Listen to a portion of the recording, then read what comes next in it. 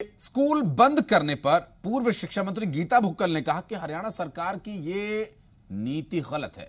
School बंद नहीं करने चाहिए थे और अगर स्कूलों में बच्चों की संख्या कम है तो अधिकारियों को उन स्कूलों में बच्चों की संख्या बढ़ाने के लिए काम करना चाहिए। पूर्व शिक्षा मंत्री और कांग्रेस की वरिष्ठ विधायक गीता भुक्कल जी हमारे साथ है। मैम, स्कूलों को लेकर एक सवाल है और सरकार कह रही है कि हम संस्कृत नए तरह के जो मॉडल स्कूल हैं उनको लेके आ रहे हैं, लेकिन ये भी बात निकल कर आई है कि 25 से कम जहां छात्र होंगे उन स्कूलों को एक स्पेसिफिक संख्या है जिनको बंद किया जाएगा। देखिए, जैसे हमने कहा, भारतीय जनता पार्टी का शिक्षा की ओर कतई भी ध्यान नहीं है। बार बार कहते हैं कि शिक्षा और चिकित्सा हमारा महत्वपूर्ण एजेंडा है, जबकि उस एजेंडे पे बिल्कुल काम नहीं हो रहा है। 1000 से ज़्यादा स्कूलों को बंद करने की प्रक्रिया इस समय सरकार के विचाराधीन है। मेरा विधानसभा में मैंने प्रश्न लगाया है कि जो आप स्कूल बंद करने जा रहे हैं उसके इंफ्रास्ट्रक्चर का आप क्या इस्तेमाल करेंगे। बहुत मुश्किलों से कोई न्यू स्कूल बनता है, तो क्यों आप ये प्रयास नहीं करते? क्या कारण है कि आपकी नीतियों की वजह से ऐसे स्कूल 25 की संख्या भी आप उसमें नहीं कर सकते हैं? तो आप अपने जो शिक्षा अधिकारी हैं उनकी जिम्मेवारी लगाएं, ताकि वहां पर जो है मैं जितना समझ पा रहा हूँ कि आपने कहा कि संख्या को मोटिवेट करके संख्या को बढ़ाना चाहिए, बकायदा बंद नहीं करना चाहिए। उस संख्या को बढ़ाना चाहिए और जहाँ बंद आप कर रहे हैं उस इंफ्रास्ट्रक्चर का आप क्या इस्तेमाल करेंगे, उसके लिए भी प्रश्न है।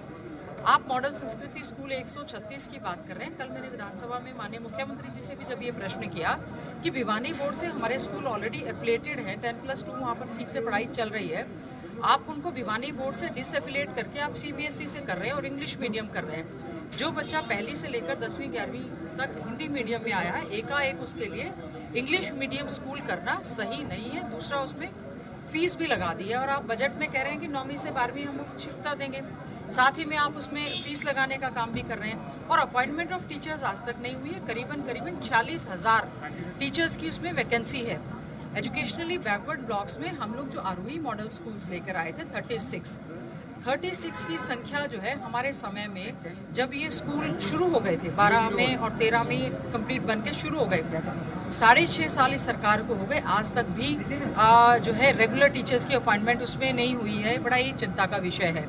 लेकिन अगर किसी कारणवश बच्चों की संख्या कम है, शिक्षा के अधिकार कानून के तहत एक प्रावधान है कि आप उन बच्चों को बजाय दूसरे गांव में भेजने के, अगर वहां पर एग्जिस्टिंग प्राइवेट स्कूल्स हैं तो as per free and compulsory education act 2009 उसमें प्राइवेट स्कूल्स में बच्चों को उनको भेजा जाएगा और जिसका कि रिफंड जो है वो सरकार करेगी, ऐसा प्रावधान है। इस सरकार ने पिछले सत्र में 432 साइंस और कॉमर्स के स्कूल बंद कर दिए और उसमें जो लेटर शिक्षा विभाग के द्वारा निकाला गया उसमें लिखा था due to shortage of PGT science and commerce teachers, कि इस वजह से हम कर रहे हैं। तो आप उसमें भर्ती कर लेते। 432 वो जब बंद किए, हमने बहुत शोर किया, उसके बाद जाकर करीबन 100 स्कूलों में इन्होंने साइंस और कॉमर्स, 20 साल लगते हैं 450 स्कूलों में साइंस और कॉमर्स को स्टार्ट करने में। तो वो भी हमने जब कहा इनका पूरा इस और ध्यान नहीं है और आप मुख्यमंत्री जी कह रहे थे कि वोकेशनल एजुकेशन पे हम जोर देंगे। I was the member of the committee at the national level, national vocational education framework का कपिल सिब्बल जी जब शिक्षा मंत्री थे, गुड़गांव से उसकी लॉन्चिंग हुई थी। Haryana was the pilot state जिसमें हमने शुरू किया। आप उसको बढ़ाने का काम करें। बातचीत करने के लिए शुक्रिया। तो पूर्व शिक्षा मंत्री और कांग्रेस की वरिष्ठ विधायक गीता भुक्कल साफ तौर पे कह रही है कि इस तरह से बड़ी संख्या में स्कूलों को बंद किया जाना एक समाधान नहीं है। ये करना चाहिए था सरकार को कि उन स्कूलों में अगर संख्या कम है तो अधिकारी मोटिवेट करके वहाँ संख्या बढ़ाएं, और ऐसे स्कूलों को बंद कर देना ये कोई एक अच्छा समाधान नहीं है। कैमरामैन प्रमोद के साथ विनोद लांबा, जी मीडिया, चंडीगढ़।